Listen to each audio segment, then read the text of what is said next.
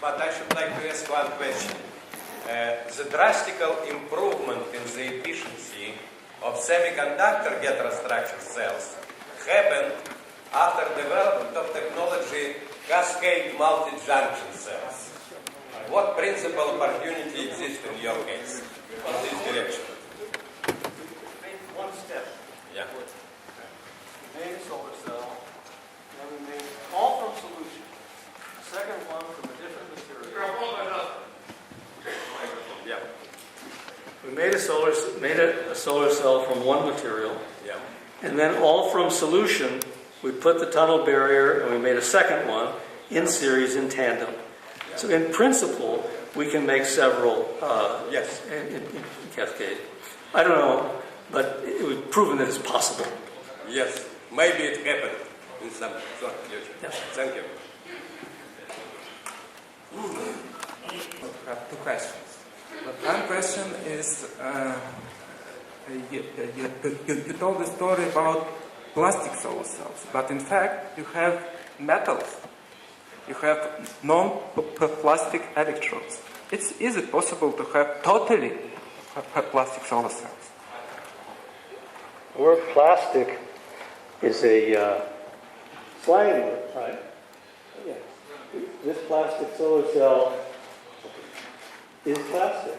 Yes, but you have metals, you have metal oxides. Yes, we have metal oxide. We have to get rid of the metal oxide because it's too brittle. So this actually does not have metal oxide. Okay? It's a different way of getting a transparent electrode. But you're right. The collectors are metals, so it's not 100% plastic, but you have to forgive it. Is it possible to have totally plastic? What do you think? I don't think it is. I don't think it matters. I mean, you would have so much. You need very high conductivity on these current collection parts. And my second question is about morphology.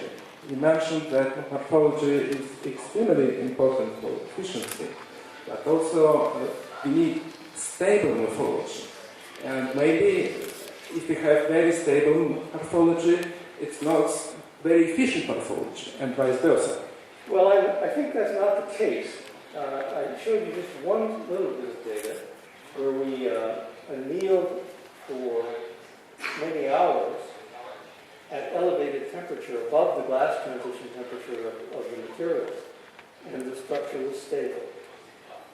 We've done experiments of working solar cells, high temperature, high humidity, for many hours, and the structure is stable. So it may be that this bulk heterojunction nanostructure is the thermodynamically stable state. That's what I hope. Yes, but is it the point of maximum efficiency? Is it the point of maximum efficiency? Well, you understand that as well as I do. You need pathways to the electrons. How good should those pathways be? You don't want any dead ends, okay, or it's a block. But you have a trade-off between that length scale and the mobility. So we can improve the mobility, we can still collect. It's the competition between the sweep out and the recombination is the critical thing. Thank you. I'd like to ask you about alternative idea for solar cells. I mean the hybrid materials, organic with inorganic quantum dots. You know that in this case, in principle, that is possible to overcome the shortly Quasar limit. And in this case, it's possible to burn inside of nanoparticles, several pair of electron and hole. Right. What do you think about these ideas of Viktor Klimov and Norzik? Maybe I don't remember exactly. Well, because you don't mention about it. The multi-exciton idea is an attractive idea. They have been able to, as I understand it, they have been able to show the reality of generation of multi-exotons, but their gain is much less than 1. So it's demonstrated in the laboratory. It has no benefit at this point in time. Some work will have to be done. Some breakthrough will have to be done to make it better.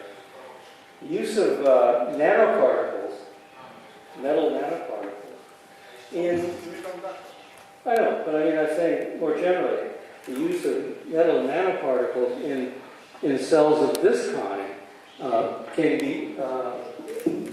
It can give us 0.5% improvement in efficiency from plasmonic effects. We've been studying that. Of course, the dye-sensitized cell, which Michael Retzel has pushed so hard on, is something like that. It involves hybrid organisms.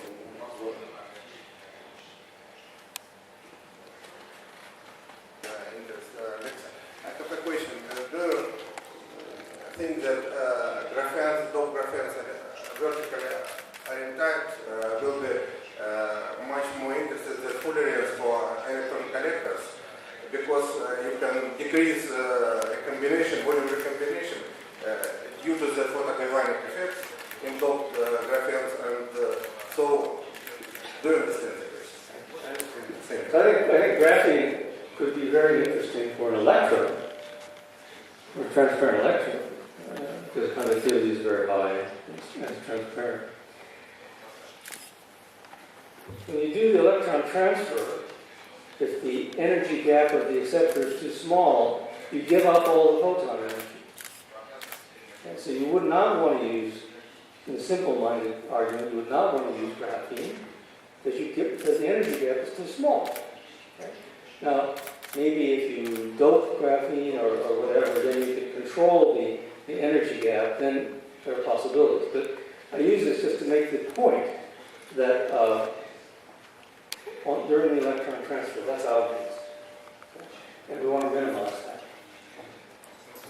You can put Fermi level in doped graphene when you... Yeah. Many. Yeah, right.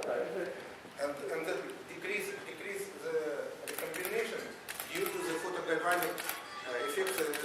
Electrons will be avoid the point with the holes due to the photogalvanic motion. That's of course, that would be wonderful if that were true. It's a very sophisticated idea. The morphology would depend on the fact if there are some chemical bonds between fullerenes and polymer chains. No chemical bond. No chemical bond. It's molecular crystal polymers which have fullerenes attached. But that's a separate problem and may or may not be useful. That would provide much better morphology. Well, it turns out it doesn't. That's beside the point. But we're working with such combined polymers. Didn't you discuss this point with Glenn Fredrickson in Santa Barbara? I'm sorry? Didn't you discuss this point, morphology, with Glenn Fredrickson in Santa Barbara? Yeah.